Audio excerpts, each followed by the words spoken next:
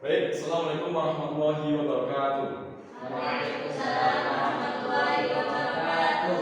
Selamat siang anak-anak. Siang. Gimana kabar kalian? Alhamdulillah baik. Baik, jadi pada kesempatan saya hari ini kita akan belajar tentang ikhlas dalam beribadah. Nah, sebelumnya Bapak mau absen dulu nih. Di sini ada yang berangkat? Siapa Mas? Oh iya, Mas Ubed mungkin lagi ngajar. Ya, kembali ke materi yaitu ikhlas dalam beribadah. Sebelum Bapak menjelaskan materinya, Bapak ingin tanya kepada kalian dulu, apakah kalian hari ini sudah berbuat baik? Sudah. Atau berbuat jahat? Baik. Jadi berbuat baik itu harus apa? Ya, Ikhlas. ikhlas berarti bersih dan murni atau pure murni ya. Dalam konteks ibadah, ikhlas artinya melaksanakan amal karena Allah semata tanpa mengharapkan pujian atau ibadah dari manusia serta validasi. Kalian berbuat baik itu atas dasar Allah atau ingin dilihat orang atau ingin dipuji orang.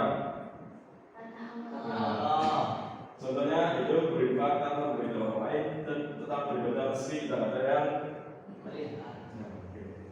Ada dari Al-Quran. Di sini ada yang mau membaca nggak? Coba baca Mas. Mas apa? Mas Azam. Bismillahirrahmanirrahim. Inna sholati wa nusuki wa mahyaya wa mamati lillahi rabbil alamin. La syarika lahu wa bidzalika umirtu wa ana awwalul muslimin. Dan jadi artinya adalah katakanlah sesungguhnya sholatku, ibadahku, hidupku dan matiku hanyalah untuk Allah, Tuhan semesta alam. Tiada sekutu baginya dan demikianlah itu yang diberitakan kepadamu. Dan aku adalah orang yang pertama-tama berserah diri.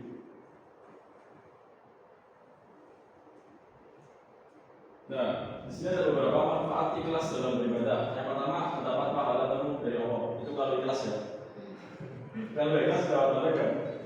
Dapat pahala. Yang kedua adalah hati jadi tenang. Kalau kalian berbuat baik dengan ikhlas otomatis hati tenang. Tapi kalau berbuat baik tanpa bukan karena Allah, hanya mengharapkan validasi, pujian, dan ketika harapan itu tidak terjadi, hatinya tenang kan? Jadi yang ketiga terhindar dari riya dan ujub. Jadi kita tidak tidak terkait dengan sifat riya dan ujub, dan tentunya amal diterima oleh Allah Subhanahu Wa Taala. Untuk lebih memaksimalkan lagi tentang pemahaman ikhlas beribadah, Bapak akan menampilkan sebuah video animasi. Ya, sabar ya anak-anak.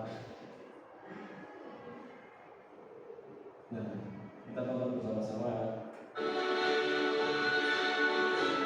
Suatu hari dia punya 2 booster. Tapi saat melihat temannya yang tidak punya dendam, Ini buat kamu, aku ikhlas berbagi kok. ikhlas artinya memberikan tanpa mengharap balasan. Memberi karena Allah suka kita saling berbagi. Sore harinya, Ahmad melihat ibu membawa banyak belanja. Terima kasih, Ahmad. Sama-sama, Bu. Ahmad ikhlas membantu kok. Kalau kita ikhlas, semua kebaikan kita akan berarti di sisi Allah. Allah akan ridho dan makin sayang sama kita loh. Tapi kok kadang kalau sudah berbagi, kita masih suka berharap dipuji. Iya ya. Tapi kalau benar-benar ikhlas, nggak perlu nunggu dipuji. Kita cukup senang ada Allah yang tahu. Oh, jadi meskipun orang lain nggak lihat, Allah selalu lihat ya? Betul, Allah yang melihat semua kebaikan kecil kita.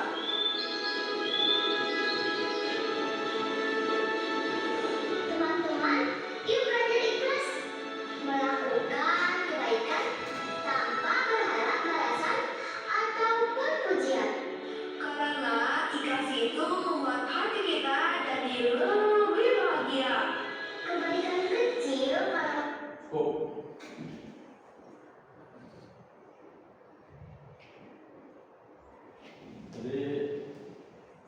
disebutkan di video bahwa manfaat ikhlas ada di PPT ini.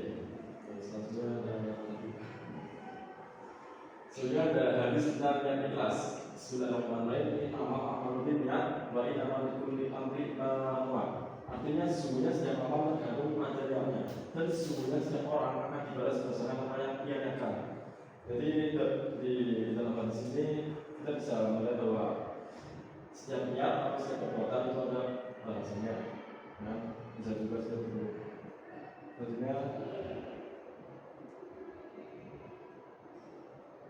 ciri-ciri orang ikhlas. Yang pertama, ada kita mengharapkan pujian manusia, tentunya gitu. Yang kedua, tidak kecewa jika tidak dihargai karena alasan perbuatan ikhlas itu kan Allah, jadi tidak peduli akan pujian atau puji orang lain. Yang ketiga, ada konsisten dalam beribadah waktu walau tidak ada yang melihat. Nah, ini kan masalah ibadah. Berarti kalau ibadah kita hanya dinaikkan untuk orang lain juga kan lebih kan.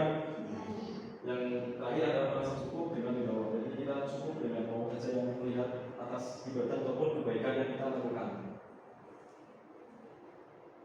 Nah, sekarang Bapak ada tugas ya, tugas kelompok ya. Bapak kan bagi menjadi 2 kelompok untuk putri dan putra. Ya, analisis sikap ikhlas dalam kehidupan nyata. Jadi Bapak memberikan diskusi kepada kalian 10 menit untuk diskusikan tentang tugas ini. Oke, silakan.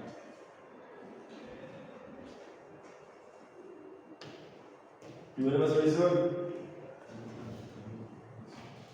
Ya. Waktunya tinggal 5 detik, 5, 4, 3, 2, 1. Silakan kelompok pertama mempresentasikan di depan.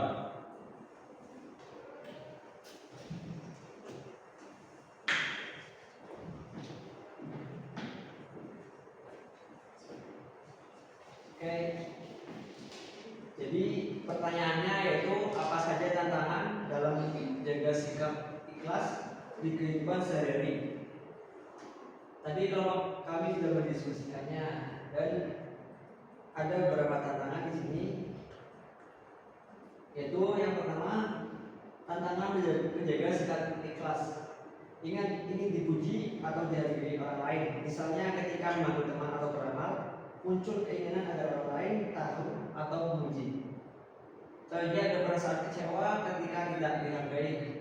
Setelah berbuat baik, merasa sedih atau marah karena tidak mendapat balasan atau penghargaan. Sehingga ada riya dan ujub secara tidak sadar. Misalnya merasa lebih baik dari orang lain karena sudah banyak beribadah atau bersedekah.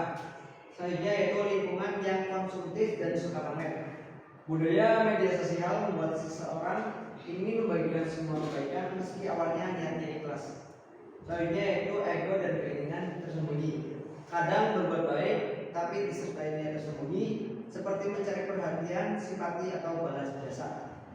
Sekian dari nomor 1. Ya, terima kasih. Berikan aplaus kepada kita.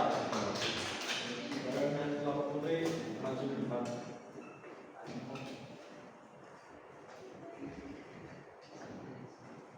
Pertanyaannya yaitu apa saja tantangan dalam menjaga sikap ikhlas dalam kehidupan sehari-hari.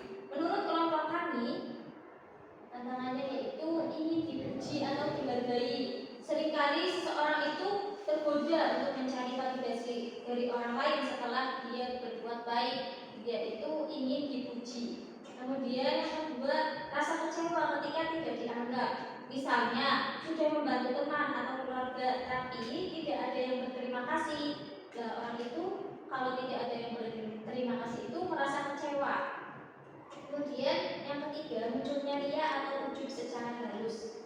Merasa lebih suci atau lebih baik karena sering beribadah ataupun bersedekah. Kemudian pengaruh media sosial, budaya memamerkan kebaikan seperti sedekah atau membantu orang lain membuat niatnya itu bisa bercampur menjadi riya.